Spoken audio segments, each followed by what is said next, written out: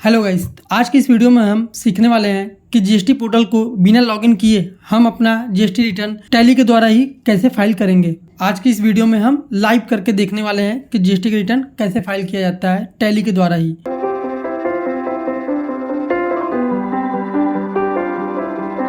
हम हैं अपने टैली पे, लेकिन उसके पहले आप ये चीज़ मेक श्योर कर लीजिएगा कि आपके जीएसटी रिटर्न में किसी भी चीज़ का अनसर्टेन ट्रांजेक्शन तो नहीं है या फिर कोई भी मिसमैच वगैरह नहीं है। उसके लिए हम कहाँ से देखेंगे, तो उसके लिए हम जाते हैं पहले डी देन ओ, उसके बाद हम आएंगे जीएसटी 1 में, देन हम अगस्त 2024 का जीएसटी रिटर्न फाइल करेंगे। तो उसके लिए हम यहाँ पे पहले देख लेते हैं कि ये अनसर्टेन ट्रांजेक्शन करेक्शन नीडेड, यहाँ पे कुछ भी अमाउंट नहीं दिखना चाहिए या कुछ भी नंबर्स नहीं दिखना चाहिए। अगर दिखता है तो इसका मतलब ये होता है कि आपको वहाँ पे करेक्शन करने की ज़रूरत है, आपका डाटा गलत फाइल हो सकता है जीएसटी पे और पूरा डाटा नहीं जाता है, इसका मतलब यही होता है। तो अगर यहाँ पे सब कुछ ओके है तो ही आप जीएसटी का रिटर्न फाइल कीजिएगा। तो उसके लिए हम अब टैली से जीएसटी रिटर्न को फाइल करने के लिए क्या करेंगे, तो देखिए टैली से जीएसटी का रिटर्न फाइल करने का जो सबसे पहला स्टेप है वो ये होता है कि आप F11 को प्रेस कीजिए।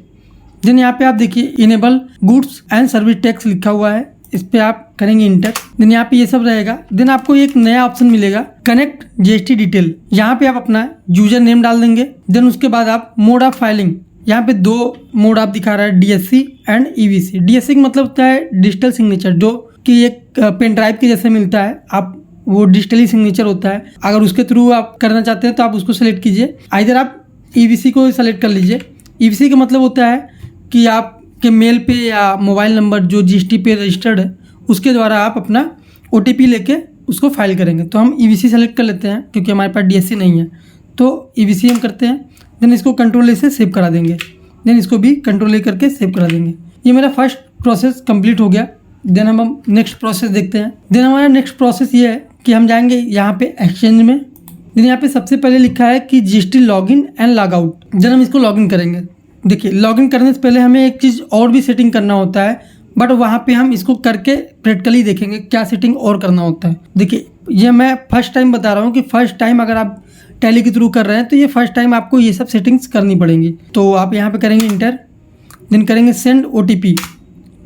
देखिए अभी ये मेरा ओटीपी नहीं बता रहा, कह रहा है कि unable to log in as the GST user name have enter in incorrect, you have not enter the API access for your GSTN. इसका मतलब ये होता है कि अभी हम जीएसटी पोर्टल पे अपने सॉफ्टवेयर को एक्सेस करने के लिए परमिशन नहीं दिए थे। इसके लिए पहले हम जाएंगे अपने जीएसटी पोर्टल पे, वहाँ से हम एपीआई को एक्सेस देंगे, तब ये मेरा टैली के थ्रू जीएसटी पे रिटर्न डायरेक्ट फाइल होगा।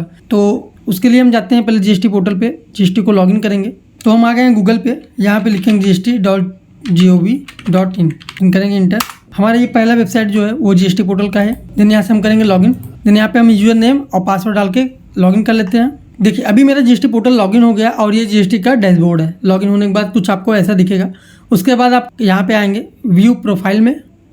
देन यहाँ पे आप लेफ्ट साइड में देखेंगे लिखा है मैनेज एपीआई एक्सेस, इस पे करेंगे आप क्लिक। देन यहाँ पे लिखा है इनेबल एपीआई रिक्वेस्ट, इस पे करेंगे आप यस।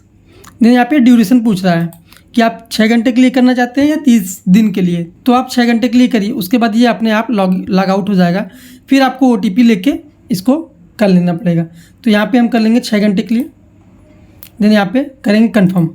अभी देखिए ये मेरा कह रहा है कि your API session will be now active for 6 hours. अभी मेरा 6 घंटे के लिए एक्टिव हो गया। अब हम यहाँ पे देखिए टैली में जाएंगे और देन फिर से वही हम करेंगे सेंड ओटीपी।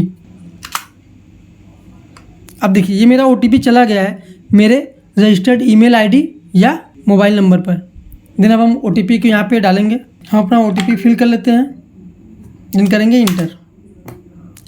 अभी देखिए यहाँ पे ये बता रहा है कि जीएसटी सेशन लॉगिन सक्सेसफुली, यानी कि अब हमारा ये टैली जीएसटी पोर्टल से कनेक्ट हो गया है और लॉगिन सक्सेसफुली हो चुका है। करेंगे इंटर। अब देखिए नेक्स्ट प्रोसेस क्या आता है मेरा कि इस पे जाएंगे आप एक्सचेंज वाले पे। देन यहाँ पे लिखा है कि अपलोड जीएसटी रिटर्न, इस पे करेंगे आप इंटर। देन उसके बाद आप यहाँ से करेंगे सेंड,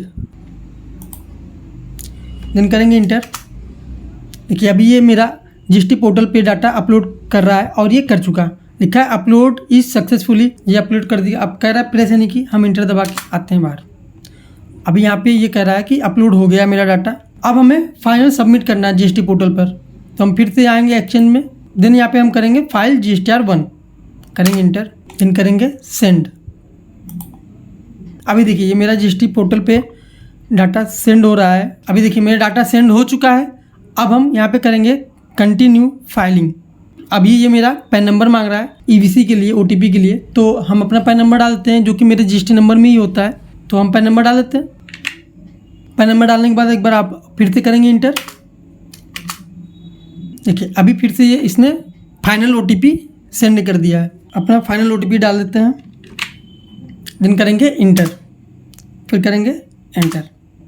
अब देखिए मेरा प्रोसेसिंग कर लिया। अब अभी ये मेरा GST रिटर्न सक्सेसफुली फाइल हो गया और इसने ARN नंबर भी हमें दे दिया।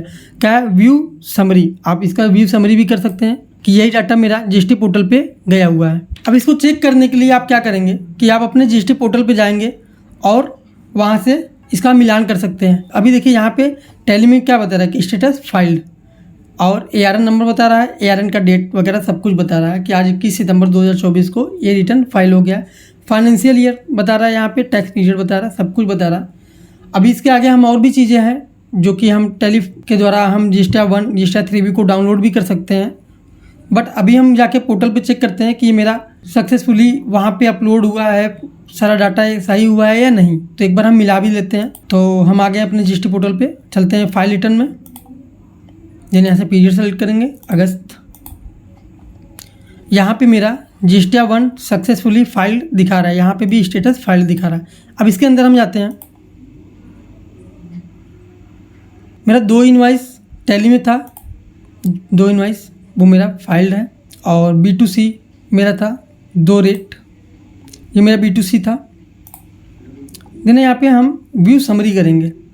देखिए कह रहा है B2B में 24,600 इतने का मेरा डाटा आया है, 24,661 एग्जैक्ट मैच है। B2C हम मिलाते हैं 175,385, 175,385 बिल्कुल सब कुछ एग्जैक्ट है।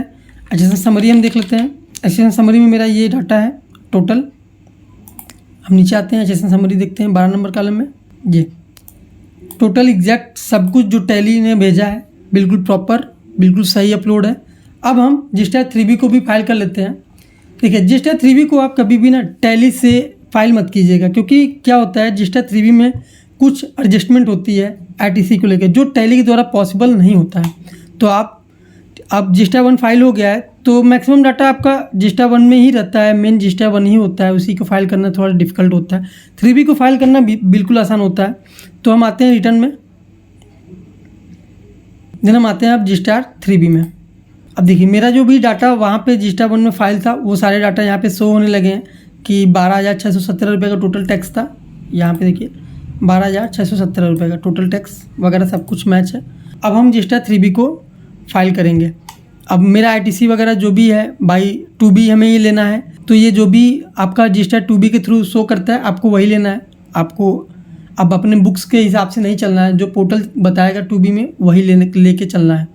तो कंफर्म करेंगे हम, देन करेंगे यहाँ से सेव, थोड़ा सा वेट करेगा ये, उसके बाद यहाँ से आप कर लेंगे रिफ्रेश। देखिए सेव रिक्वेस्ट रिसीव्ड हो गया है। अब यहाँ पे आप करेंगे प्रोसीड टू पेमेंट। नीचे आएंगे, यहाँ पे आपका कैश लेजर दिखाता है कि आपके टैक्स के हेड में इतना पैसा पड़ा है और लेट फीस केस में ये पैसा पड़ा हुआ है। ठीक है, नीचे आएंगे, पेड थ्रू ITC, जो भी हमारा टैक्स बना वो हमने अपने ITC से सेट अप कर लिया है। और यहाँ पे ऐसे रखेंगे माउस तो आपको यहाँ पे अवेलेबल ITC दिखाएगा। ठीक है, तो आप करेंगे मेक पेमेंट, देन इसको करेंगे आप यस, ये ऑफसेट हो जाएगा। देखिए ऑफसेट होने के पहले आपको जितनी भी चेंजिंग करना है कर लीजिए, ऑफसेट होने के बाद आप इसमें कोई भी चेंजिंग नहीं कर सकते हैं। देन आप नीचे आएंगे, आप करेंगे प्रोसीड टू फाइल, देन आपका यहाँ पे वेरिफिकेशन में आप इस चेक बॉक्स पे टिक करेंगे। देन यहाँ पे आप अपने प्रोप्राइटर का जो भी अथोराइज होगा उसका नाम सेलेक्ट करेंगे। देन यहाँ पे आप फाइल GSTR3B विथ EVC इसको सेलेक्ट करेंगे, देन करेंगे प्रोसीड। एक बार फिर से OTP गया है, OTP आप डालेंगे, हम OTP डाल देते हैं, देन करेंगे वेरीफाई। अभी देखिए मेरा GSTR3B सक्सेसफुली फाइल्ड हो गया है। अब हम आते हैं डैशबोर्ड पर। अभी देखिए मेरा सब कुछ, अब मेरा ये कैश और क्रेडिट लेजर का बैलेंस अपडेट हो गया है। हम फाइल रिटर्न में एक बार जाके देख लेते हैं कि मेरा GSTR1 और 3B दोनों फाइल है या नहीं। मेरा जिस्टा 1 भी फाइल है और जिस्टा 3 भी फाइल हो गया है। तो इस तरह हम टैली के द्वारा जिस्टा 1 बिना लॉगिन किए फाइल तो कर सकते हैं, लेकिन 3B को फाइल करने के लिए आपको जीएसटी पोर्टल पर आना ही होगा। बिना उसके आप नहीं कर सकते हैं और करना भी नहीं चाहिए, क्योंकि वहाँ पे एडजस्टमेंट होती है कुछ, तो उसके लिए आपको बाय पोर्टल ही फाइल करना चाहिए। Then thank you for watching this video.